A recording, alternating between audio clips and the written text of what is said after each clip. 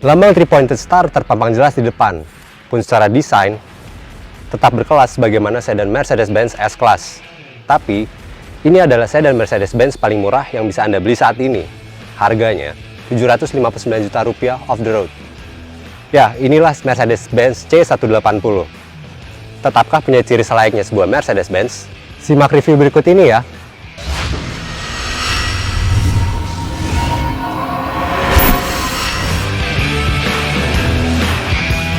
Meski paling terjangkau, desain keseluruhan C180 sama sekali tidak membuatnya terlihat rendahan. Pertama memang karena C-Class generasi W205 ini mengadopsi desain menyerupai Mercedes-Benz S-Class. Juga mungkin sudah lumayan familiar, karena W205 sendiri sudah mengaspal sekitar 5 tahun. Ditambah lagi, ia mengadopsi gaya avant-garde menyerupai C200 yang notabene dibanderol lebih tinggi. Bumper depan diisi ornamen trim hitam menyerupai kanal udara besar, lalu grill dua bilah disudahi emblem Mercedes, tampil percaya diri menunjukkan identitas. Di samping, batok spion berisi lampu sein dapat melipat secara otomatis, sekaligus selalu memberikan sambutan lewat lampu di bawahnya. Nah, melirik buritan, nuansa mewah ditampilkan lewat ornamen krom menyerupai dual exhaust. Tapi bukan, ini hanya hiasan. Lubang knalpot hanya ada satu di sebelah kiri, membuang ke bawah. Untuk penerangan, Mercedes membekali C180 dengan lampu LED High Performance. Diawali dengan DRL sebagai alis, lalu ada 4 bilah lampu utama, dan digarisbawahi oleh lampu jauh. Nah, DRL ini akan berganti sebagai lampu indikator ketika sein dinyalakan. Begitu pula di belakang, permainan LED manis mengisi rumah lampu dengan grafis huruf C. Beda dari C200 sendiri adalah peleknya. Ia mengenakan sepatu 17 inci 5-spoke light alloy wheels serupa A200 hatchback. Tapi sisanya, permainan ornamen tetap dibuat elegan, seperti trim satin chrome sebagai bingkai kaca, juga ditemukan list chrome di sisi terbawah. Jika berekspektasi kelengkapan fitur canggih berbanding lurus dengan harga, Mercedes C180 mungkin tidak akan memenuhi harapan. Pertama, misal urusan sensor. Di depan, bumper bersih tanpa sensor, begitu pula di belakang. Lalu, komponen kunci juga moderat tanpa smart entry canggih.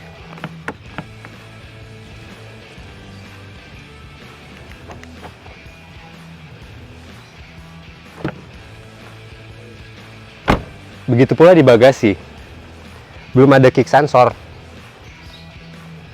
harus dibuka secara biasa, ditutup lagi, manual. Nah, sensor juga absen di belakang, membuat bumper jadi lebih sederhana dan minimalis. Cuman satu, C180 tetap dibekali rear parking camera. Di bawah list ini bersih, tapi ketika mundur, dia akan muncul kamera dari bawah sini.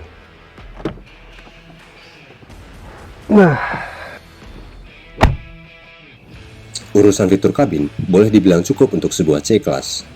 AC otomatis dual zone thermatic siapkan penyesuaian temperatur terpisah antara penumpang kiri dan kanan. Saklar aksen metal memberikan kesan kokoh, sementara indikator AC bisa dilihat melalui sisi terbawah layar infotainment. Agak kecil memang, tapi membuat rapi tata letak dashboard karena sudah ada dua layar utama. Iya, dua monitor eksis di dashboard. Satu unit 10,25 inci bertengger di tengah, sementara itu satu lagi di bawah tudung panel instrumen. Full digital, keduanya berperan sebagai monitor tanpa layar sentuh, dikontrol melalui selektor silinder multifungsi, berikut touchpad di atasnya, atau melalui set tombol dan touchpad di palang setir. 3 tema display bisa dipilih sesuai keinginan, mau itu klasik, sport, atau progresif. Untuk urusan media, tentu mengandung fungsi konektivitas modern. Smartphone bisa terhubung melalui Bluetooth, lantas musik dan fungsi telepon bisa dinikmati. Kalau kurang, konektivitas Android Auto dan Apple CarPlay tersedia lewat jalur kabel USB dalam kompartemen tengah. Instrumen panel suguhkan banyak informasi ekstra. Ada konsumsi BBM, sejak awal mobil menyala, atau berdasarkan trip meter. Di samping itu, informasi aktif brake assist boleh mejeng di tengah, menunjukkan seberapa jauh mobil di depan. Mau tahu seberapa kuat G-force, RPM, speed, dan yang lainnya, siap ia tampilkan. Yang pasti, informasi di kedua layar ini komprehensif dan lebih dari cukup. Nah, C180 lebih menunjukkan kesan mendasar sebuah Mercedes-Benz. Tetap mewah meski sedan entry level. Seperti pemakaian material soft touch, leather di steering wheel, lalu ornamen-ornamen metalik dan piano black ini membuat kabin C180 tuh seksi gitu. Pengaturan bangku tetap elektrik, tapi tidak seperti sedan Mercedes-Benz lainnya yang ada di door trim. Posisinya ada di bawah, di bangku, dan hanya bisa mengatur ketinggian dan sudut rebahan. Sementara maju mundur, dia harus secara manual. Ruang duduk pengemudi lumayan lega dan headroom berlimpah, tinggi saya 170 plus 5, masih ada sisa lagi. Tapi yang agak kurang tuh di ruang kaki, karena konsol tengah yang lebar membuat lutut itu terasa sempit gitu. Tapi sisanya oke.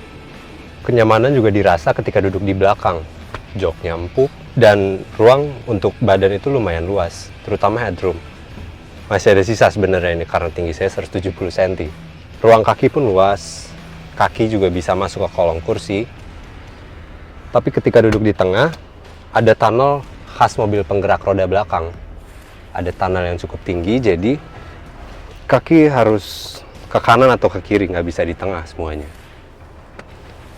Dan bangku-bangku ini ketika membutuhkan pengangkutan barang lebih banyak di bagasi, bisa dilipat. Yang pertama, yang tengah hanya bisa dilipat dari dalam.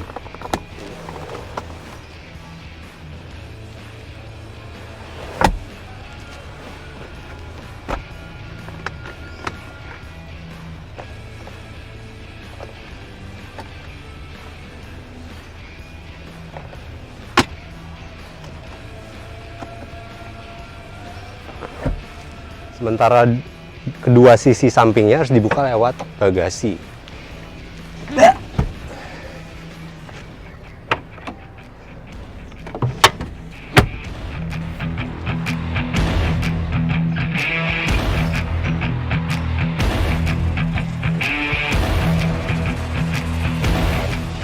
Hati langsung terbuka lebar ketika mengajaknya jalan keliling kota. Bukan karena mesin, melainkan settingan suspensi agility control. Caranya menerjemahkan kontur jalan, terkomposisi rapi, bantingan lembut tapi tidak memkompromikan presisi dan postur ketika berbelok, bahkan lebih lembut lagi saat melaju kencang, terutama di poros belakang. Urusan mesin, ia dibekali unit 4 silinder 1500 cc, bukan 1800 cc sesuai nomenklatur, tapi ada sokongan turbo. Putaran mesin tersalur ke roda belakang melalui gearbox otomatis 9 percepatan 9G-tronic. Nah, terdapat seleksi mode Dynamic Select untuk mengatur dinamisme seperti titik perpindahan gigi, respons pedal, dan karakteristik mesin sesuai keinginan. Mau membuatnya bersikap sensitif non-agresif, atau santai seperti sedang bersandar di kursi malas, atau mungkin sedang mengirit BBM, bisa ia laksanakan. Profil mesin juga terasa nikmat untuk komutasi perkotaan. Dorongan instan keluar sejak putaran bawah, menggambarkan karakteristik mesin turbo modern. Jangan dianggap loyo, karena tarikan ke 100 km per jam diklaim hanya butuh waktu 8,6 detik dengan top speed sekitar 223 km per jam. Lebih dari cukup lah untuk kebutuhan harian. Namun ia turut membawa ciri khas mesin 4 silinder Mercedes-Benz sejak dahulu. Napasnya kurang plong di putaran atas, terdengar harus berusaha, walau sebenarnya punya potensi lebih dari cukup. Bungkusan dan suspensi yang anggun menyimpan satu sisi penting, safety. Airbag eksis dari mulai lutut, bahkan hingga ke pilar. Tire pressure monitoring sensor sudah menjadi standar. Peranti pengereman dan handling dijamin komplit, karena electronic stability control saja sudah hadir. Tahan dulu, belum selesai. Tanpa kancing sensor, bukan berarti alat mendeteksi nihil. Active braking assist siap melindungi seluruh penumpang dari kecelakaan. Ia sanggup memberikan peringatan jika pengemudi kurang awas terhadap rintangan di depan. Ada mobil berhenti contohnya. Bahkan bisa menghentikan total bila peringatan diabaikan. Terakhir, ia juga dilengkapi cruise control untuk meringankan beban pengemudi dalam perjalanan jauh.